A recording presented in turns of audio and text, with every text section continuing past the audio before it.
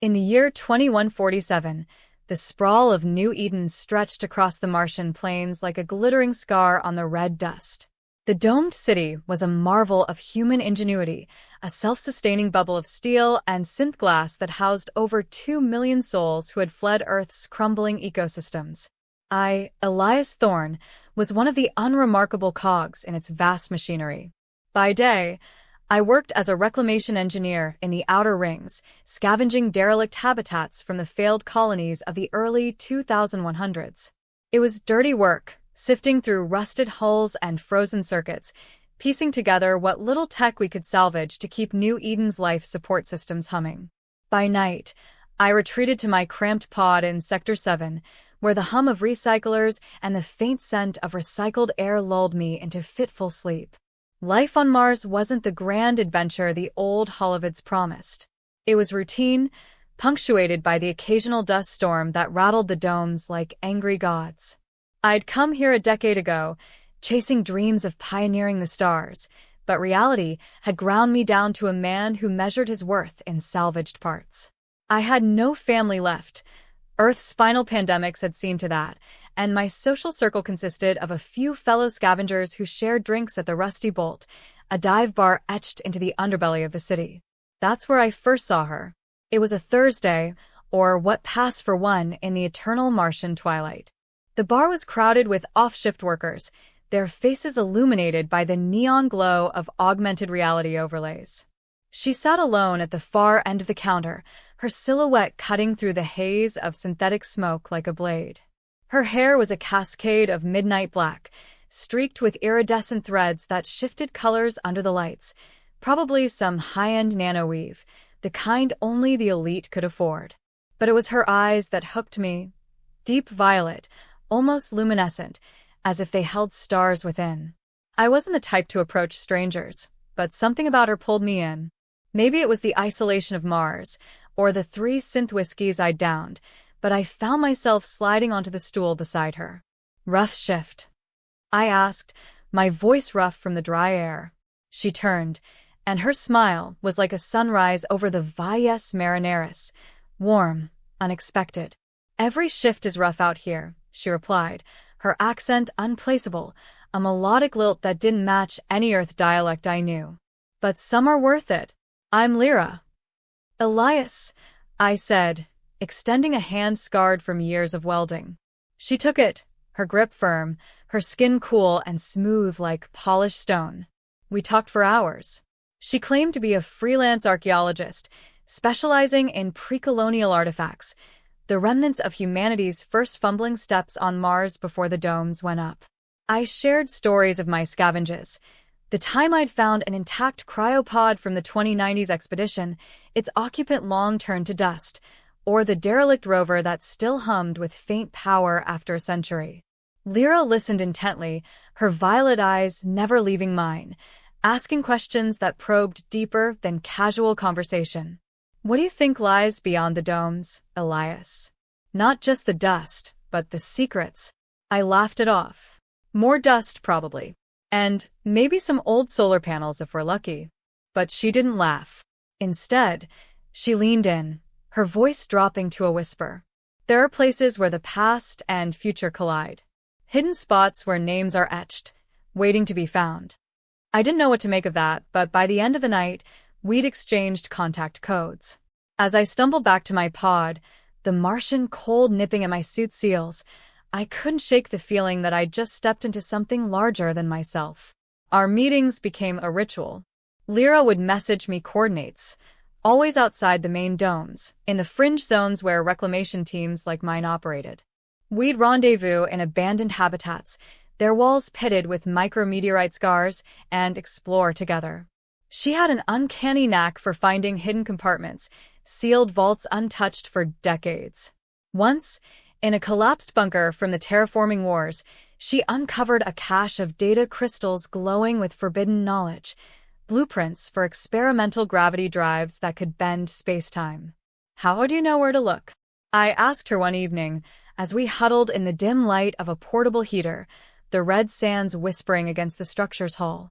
She traced a finger along the bunker's wall, her nails leaving faint trails in the frost. Intuition, she said. And echoes. The universe leaves breadcrumbs if you listen. I was falling for her hard. In a world of isolation suits and oxygen rations, Lyra was a breath of fresh air, literally and figuratively. She spoke of distant worlds, of quantum entanglement linking souls across the void, of timelines that branched like neural networks. It was heady stuff, sci-fi nonsense to a pragmatic engineer like me, but her passion made it real. One night, under the twin moons Phobos and Deimos casting eerie shadows through a cracked viewport, she kissed me. It was electric, a surge that made my neural implants buzz.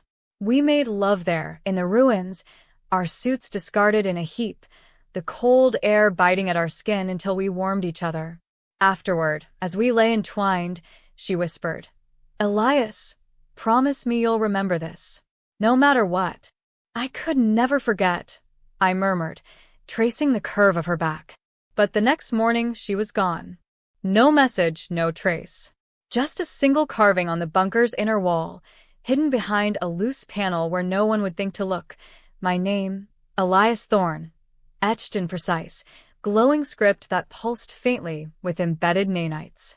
It was as if she'd used a laser cutter, but I hadn't heard a sound. I searched for her everywhere. Hacked into New Eden surveillance nets, risking my job and more, but there was no record of a Lyra in the databases. No entry logs, no bioscans. It was as if she'd materialized from the ether and vanished back into it. Days turned to weeks. The carving haunted me. Why there? Why hidden? I returned to the bunker obsessively, scanning the site with every tool in my kit.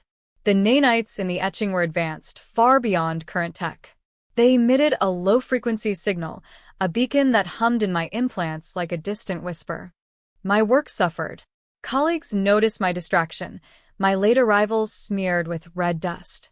"Get your head straight, Thorne," my supervisor barked during a briefing. "We're heading to the Olympus Mons foothills tomorrow. Big salvage op, rumors of a buried starship from the Exodus fleet." The Exodus fleet. Legends spoke of it. A convoy of Ark ships launched from Earth in 2112, carrying the last hopes of humanity. Most made it to Mars, but one vanished en route, presumed lost to a wormhole anomaly. If it was real, it could rewrite history. We deployed at dawn, our rover caravan kicking up plumes of dust as we traversed the volcanic slopes. The site was a crater, half buried under centuries of sediment, but scans showed metallic signatures deep below. We drilled, excavated, and by midday, we'd breached the hull. The ship was intact, a colossal relic, its corridors preserved in vacuum. As team lead, I ventured deepest, my suit's lights cutting through the darkness. Graffiti from the crew adorned the walls, desperate messages, prayers to forgotten gods. But in the engine core, sealed behind triple bulkheads, I found something impossible. Carved into the quantum drive's casing, where no one could see without dismantling the heart of the ship, was my name again, Elias Thorne. The same glowing script, the same nanites pulsing in sync with the one in the bunker. My breath caught in my helmet. How? The ship had been buried for over a century. Lyra couldn't have. I activated my comms. "Team, I need a full scan on this drive. Date it." The results came back. The carving was original to the ship's construction, embedded during assembly on Earth in 2111.